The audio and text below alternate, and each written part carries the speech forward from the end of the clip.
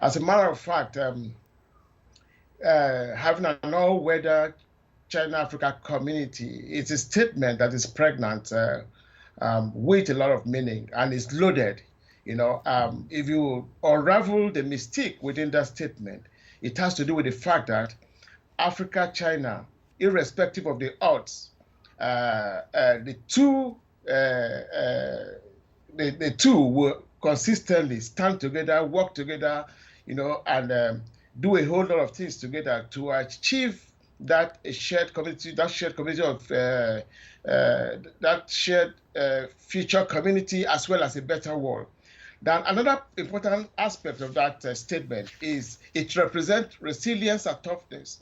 And as a matter of fact, the China and Africa, countries in Africa have gone through a whole lot, right from the period of colonialism up to this present days. And a lot of countries in Africa have not been able to develop, So that means we have to work together. We have to stand together in sincerity to achieve that shared future we all talk about. Finally, I will also say that statement represents honesty, sincerity, anonymity, and good faith, which was actually the opening statement of President Xi Jinping's speech at the 24th FOCAC. And so I think it's a word or a statement that we Africans and China have to hold, tenaciously and with sacrosanct. Right, and apart from that, President Xi Jinping also said China will implement 10 partnership action plans with Africa to advance modernization.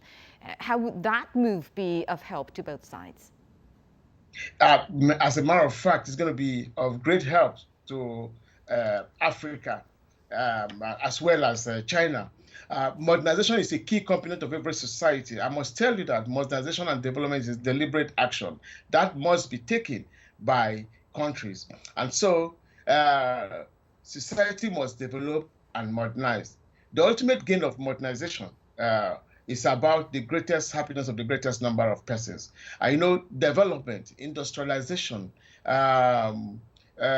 will actually bring succor to a lot of economics, and economy in Africa, as well as even China. And so, importantly, and which is something that I hold dearly, is the fact that China is now saying, and from the words of the president, that they will help Africa modernize.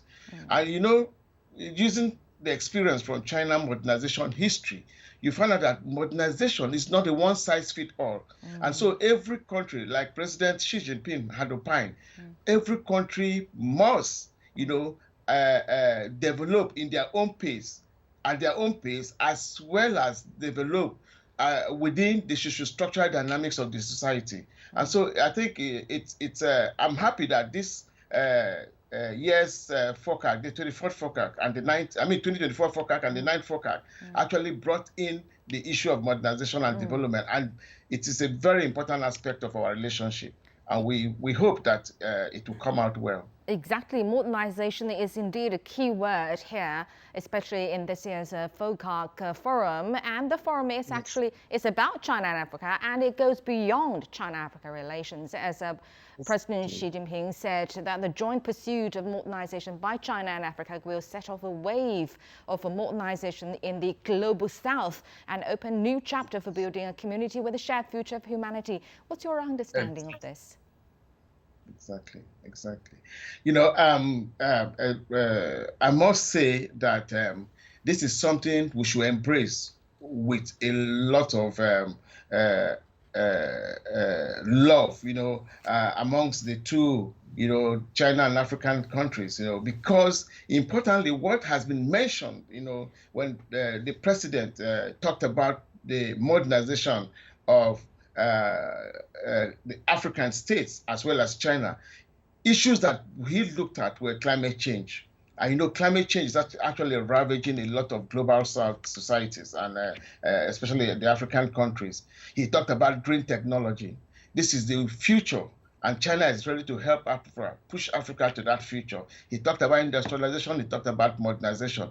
In fact, if you listen to the 10 plans that the president mentioned with regards to modernization, it's the same when you go back to the FOCAC plan of action, they are all elaborated in that document. And so, you see, for us as Africans, is what we need to do is to hold tenaciously to that promise that China has given to African countries.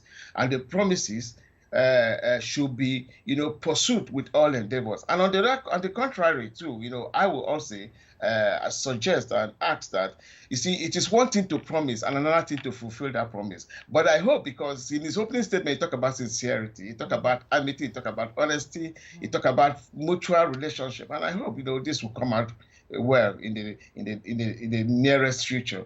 In fact, we are actually moving, with the all initiatives that have been put in place, like the GSI, Global Security Initiative, the GDI, Global Development Initiative. These are all initiatives that we African countries should tap from and learn from the Chinese growth and development history and processes.